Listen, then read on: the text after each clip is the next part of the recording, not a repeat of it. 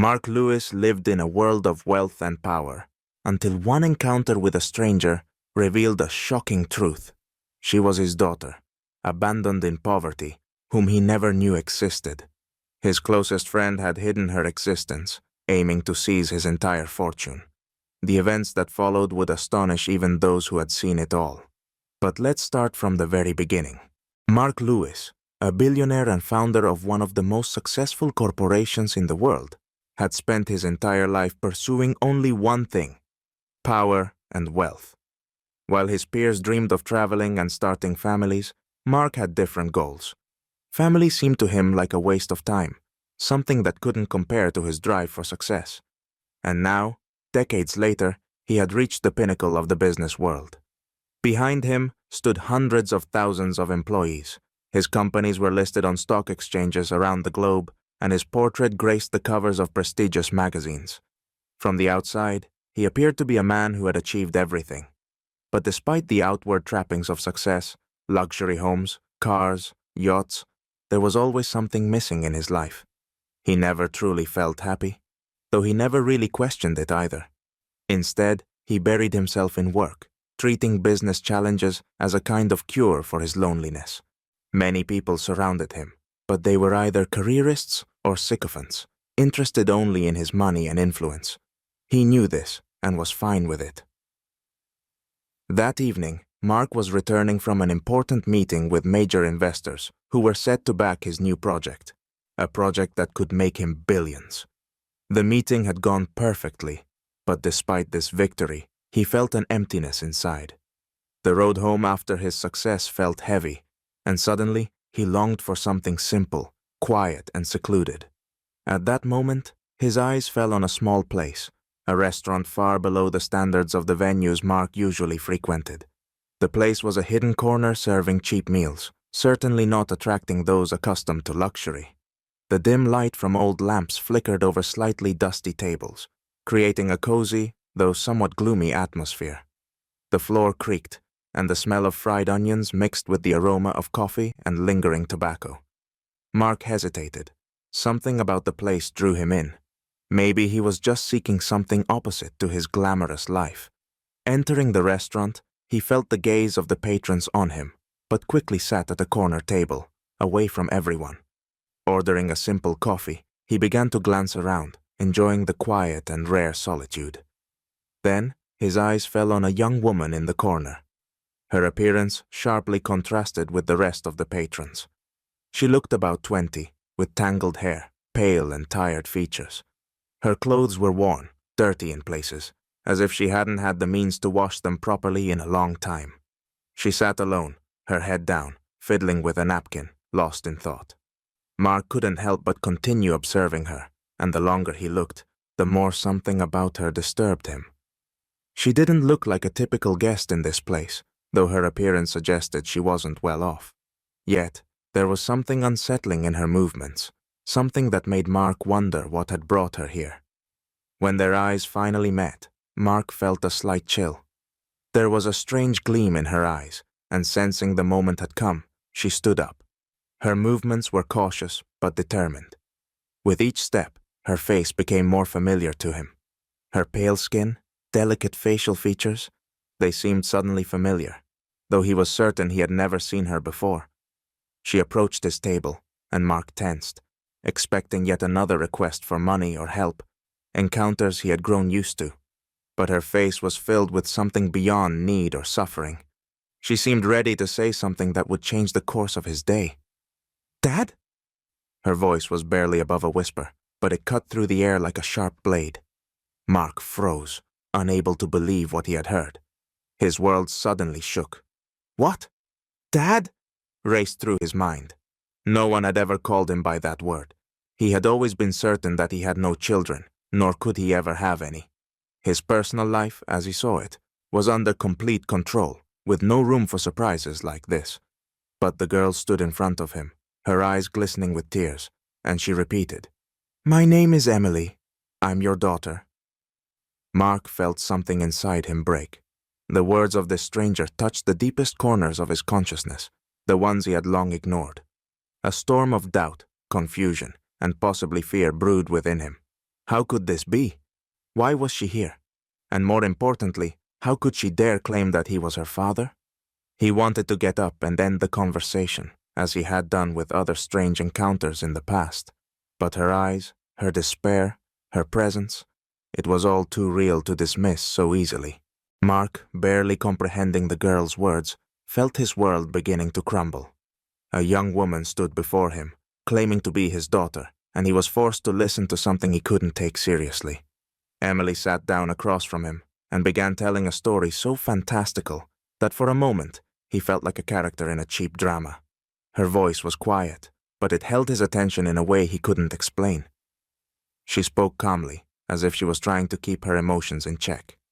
Emily began to tell him about her mother, a woman named Rebecca. According to her, many years ago, when Mark was still young and full of ambition, he had met Rebecca. Back then, Mark was just beginning to build his empire, and his world was filled with hopes and dreams.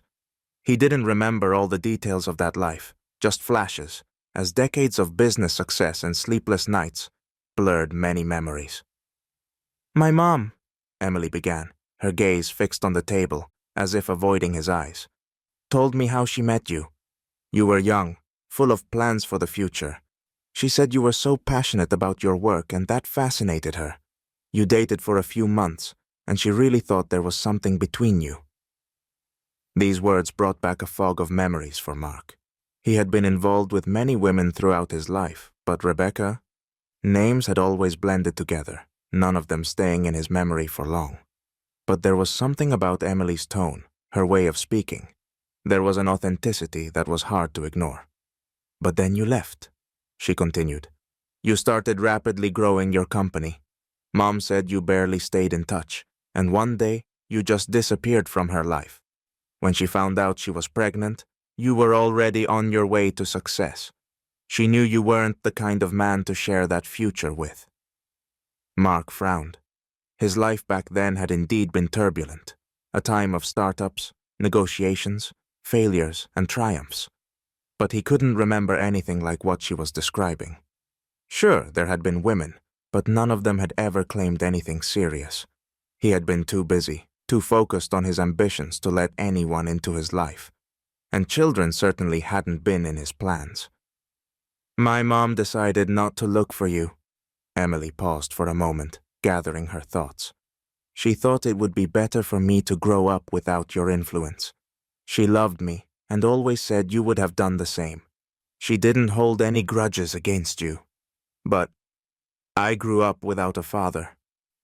Her voice cracked at these last words, and Mark felt a strange sense of guilt stirring in his chest.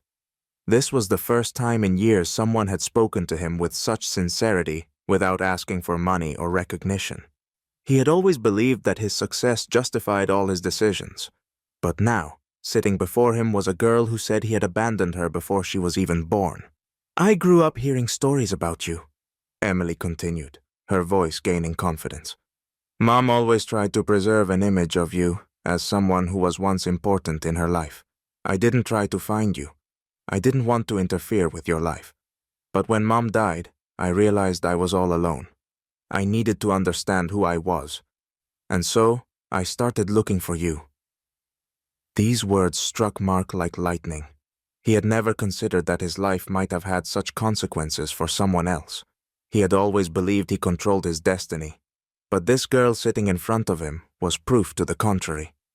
In her eyes was pain that he himself might have caused.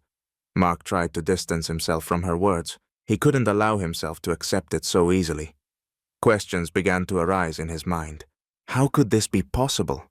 How could this girl be his daughter if he had never been in a relationship that could have led to this? He had never been married, never had any serious romantic ties, and certainly hadn't fathered any children. But something inside him started chipping away at his certainty. "Are you sure that—" he started, but his voice faltered. Even asking the question felt difficult. Emily met his gaze, seeing the doubt and fear in his eyes. She nodded slowly. "Yes, I'm sure. We can take a DNA test if you don't believe me," she said, trying to remain calm. "But I know the truth. You're my father." Her certainty gnawed at him. He knew he couldn't simply dismiss her claim. Despite the turmoil inside him, he realized he had to take a step forward, to confirm or deny her words. A DNA test was the only way to clarify everything. "All right," Mark nodded, trying not to betray his emotions. "We'll do the test. If you're right, I want to know." Emily didn't resist. She sat upright, her face showing no fear or doubt. She was ready to go through with it. Mark arranged an appointment with a doctor, and the procedure was set for the next day. Outwardly, he appeared calm, but inside everything was in turmoil. He didn't know what to expect, but one thing was clear. If her words proved true, his life would never be the same again. The wait for the DNA test results became an agonizing trial for Mark. Despite his efforts to maintain a composed demeanor, the tension within him was undeniable. Since Emily had stepped into his life, everything began to shift. He wasn't prepared for such an upheaval, never expected that one event could turn his familiar world upside down. While the tests were being processed, Mark began getting to know his supposed daughter better. Emily turned out to be nothing like the type of person you would expect to find in a billionaire's life. She lived in dreadful conditions, her poverty standing in stark contrast to Mark's world of luxury and abundance. She spoke of working in a small store just to scrape by, of rising before dawn to make it to her shifts, and earning next to nothing. Her life was filled with hardships and deprivations, things Mark had never experienced and could hardly imagine. Her mother, Rebecca, had suffered from an illness during the last years of her life, and Emily had cared for her until the very end, without any financial support. Mark felt a strange mix of guilt and relief. Guilt, because he knew that somewhere along the line, he might have been able to prevent such a life for his daughter, if only he'd known about her existence sooner. Relief, because now, perhaps, he could do something to make it right. Emily never complained, never asked him for money, but her eyes, filled with exhaustion, spoke volumes.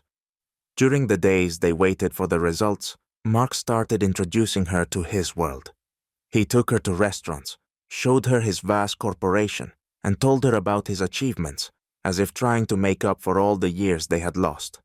It was strange for him to be around someone who didn't look at him with awe and admiration, purely because of his status. Emily didn't see him as a powerful billionaire, but as a man who had possibly come into her life too late.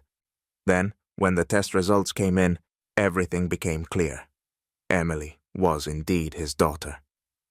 This revelation hit Mark like a tidal wave.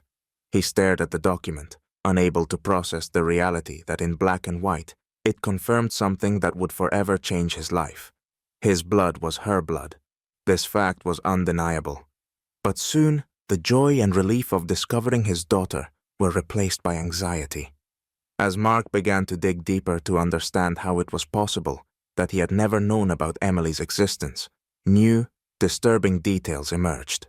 It turned out that not everyone in his inner circle had been as unaware as he was. Among those he trusted most was one person who knew about Emily all along and deliberately kept it from him. Thomas Harrison, his closest business partner and friend, the man with whom Mark had built his empire from the ground up, was not as trustworthy as he had appeared to be all these years. Thomas had been a constant shadow in Mark's life. They had fought together for their place in the ruthless world of business, and Thomas had always seemed like someone Mark could trust with his life. But Mark had no idea that Thomas had been hiding one of the most important truths in his life. Thomas had known about Emily's existence from the very beginning. He knew Rebecca had given birth to a daughter fathered by Mark and had used this knowledge for his own gain. Behind Mark's back, Thomas had been weaving a web of intrigue, controlling the company and holding on to power. For Thomas, the appearance of an heir was a serious threat. If Mark were to find out about his daughter, he could include her in his will, passing on part of his fortune to her. And for Thomas, that meant the end of his plans. For years, Thomas had secretly been accumulating shares in Mark's company, preparing to take control after his death. Confident that Mark had no heirs, Thomas built his plans on the assumption that the entire fortune would eventually pass to him, as Mark's most trusted confidant. But Emily's arrival shattered all of those plans. Mark was stunned by the betrayal. He couldn't believe that the man he had trusted all these years had been hiding such crucial information from him. Moments from their past flashed through Mark's mind, moments when Thomas might have already known about Emily, but kept it to himself. All of Thomas's advice, all of his actions, now seemed less like business strategies and more like carefully orchestrated moves for his own enrichment. The betrayal of a close friend, who turned out to be a cunning manipulator, hurt Mark more deeply than any business loss ever could. Emily, his daughter, whom he had only just discovered, was part of a life that Thomas had tried to steal from him. Now, Mark faced a difficult choice: continue trusting the people he once considered allies, or go it alone to protect both his legacy and his newly found family. Exposing Thomas's betrayal became a turning point for Mark. Up until that day, he had always believed he was fully in control of his life, his relationships, and of course, his business. But the truth had been revealed with brutal clarity. The man he considered a friend and partner had spent years building a web of lies and deceit around him, hoping to take over everything Mark had worked for. Thomas had counted on the fact that, without heirs, Mark's fortune would fall into his hands. But Emily's arrival had ruined his carefully laid plans. The decision came swiftly. As soon as Mark uncovered the deception, he fired Thomas. The farewell was cold and brief, no explanations or discussions, just a cold stare and a short phrase. "We're done." Thomas tried to say something, to defend himself, but Mark wasn't listening anymore. He could no longer trust a man who had been plotting against him for so long. The break was complete and final. Mark could not allow a traitor to remain in his life. But the story didn't end there. Now that Emily had officially been recognized as his daughter, Mark had to think about what to do next. Up until now, he had always felt strong and confident, both in business and in life. He was used to being in control of everything, including his image and his company. But Emily had brought chaos into his life. Chaos he wasn't prepared for.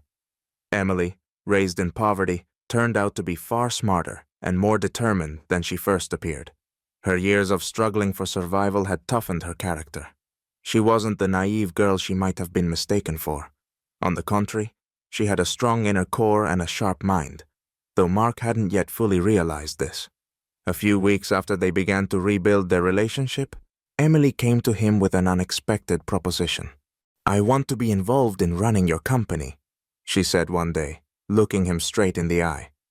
"I'm your daughter, and I have a right to my share of the inheritance." Her statement hit like a bolt from the blue. Mark hadn't expected Emily to make such a move so soon. He thought they would take their time building their relationship, that she would be content with the newfound connection. But Emily wasn't interested in just being the billionaire's daughter, quietly living in the shadow of his accomplishments. She wanted more. She wanted to be a part of what her father had created. She wanted to play a role in managing the enormous machine that, as she saw it, now partly belonged to her by right.